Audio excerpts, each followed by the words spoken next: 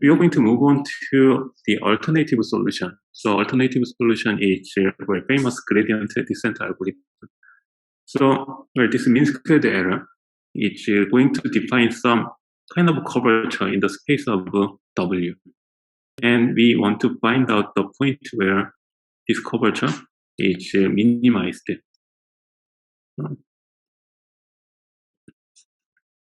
So some space of W, and this is J, W. And we want to find out the configuration of W where the error value is minimized.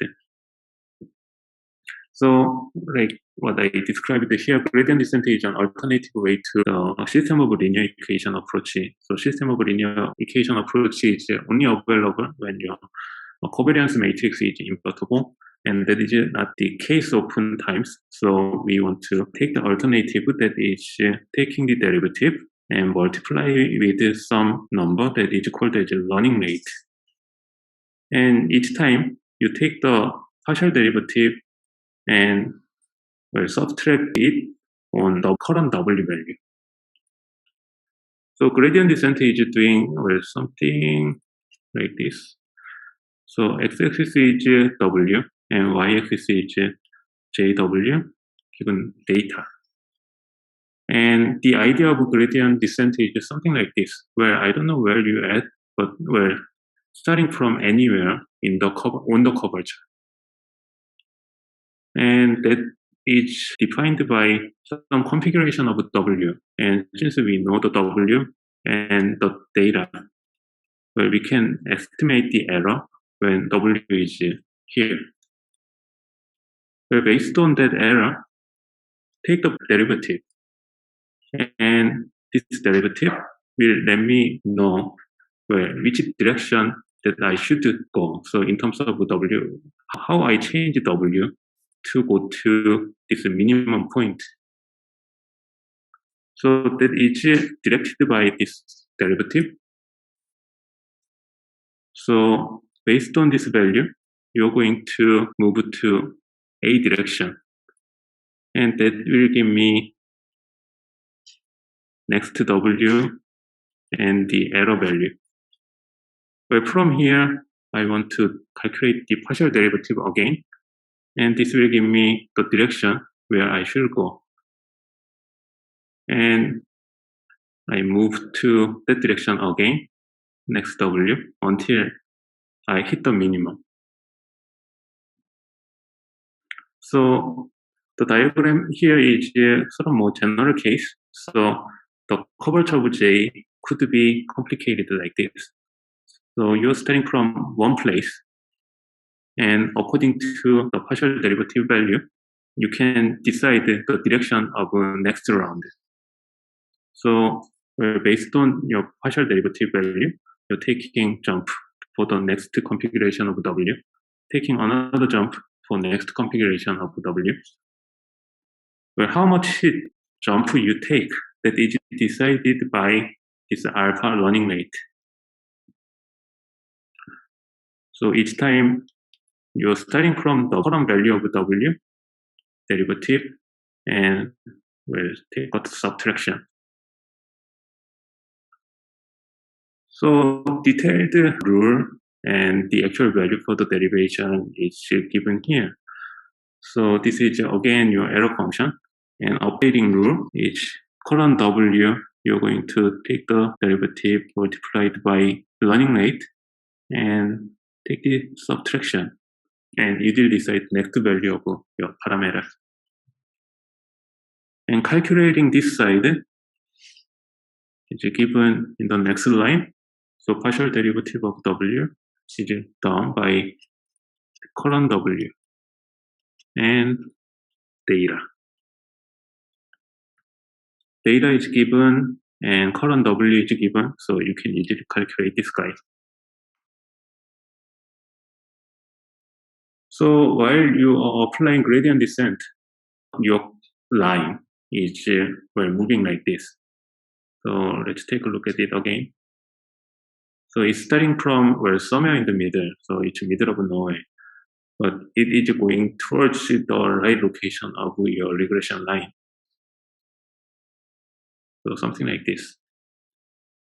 So each time you're going to look at the error and adjust the location of the regression line, well, slightly, and how much move you're making, that it is decided by the running rate. So if running rate is set larger, well, the movement is faster. Or if it is smaller, then well, the movement is slower. But well, since you are making slow movement, maybe you are able to find out the right solution using fine-tune.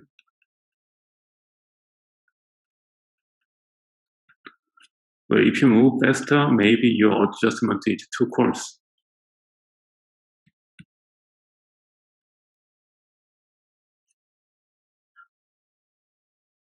So that's the idea of gradient descent, and the actual formula for performing gradient descent is given over here.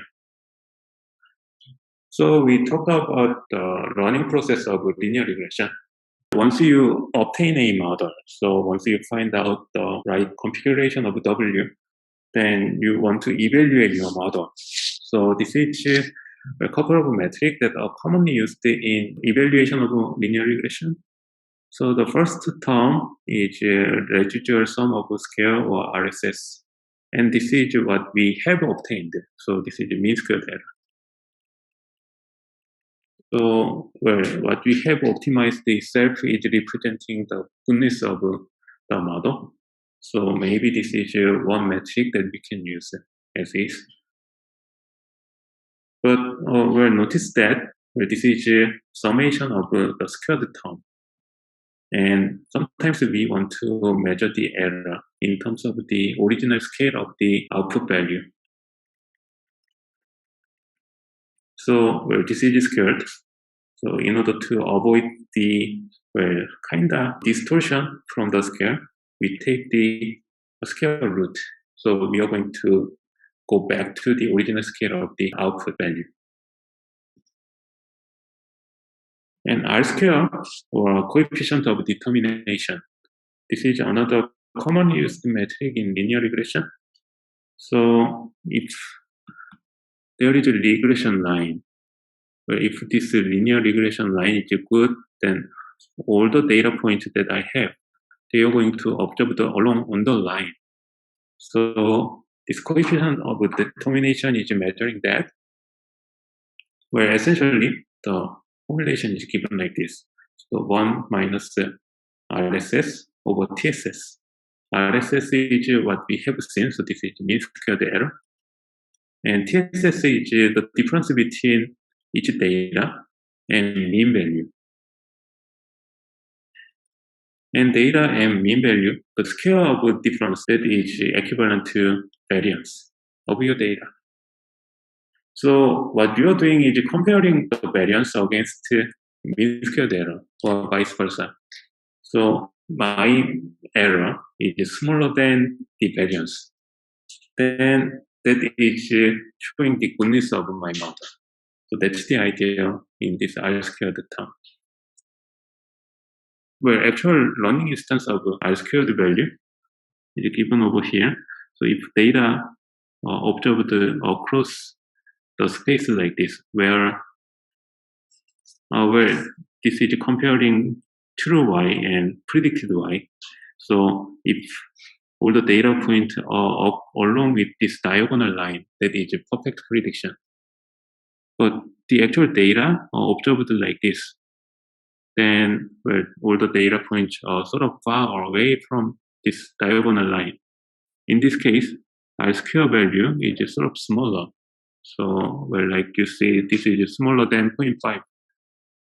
But in some cases, true value and predicted value, they are gathered around the diagonal line. So in this case, the R square value is increasing. So the first two terms, they are going to represent the error. So smaller is better. R square is the opposite. So R square larger is better. And this is the ratio subtracted from 1. So this is ranging between 1 and 0.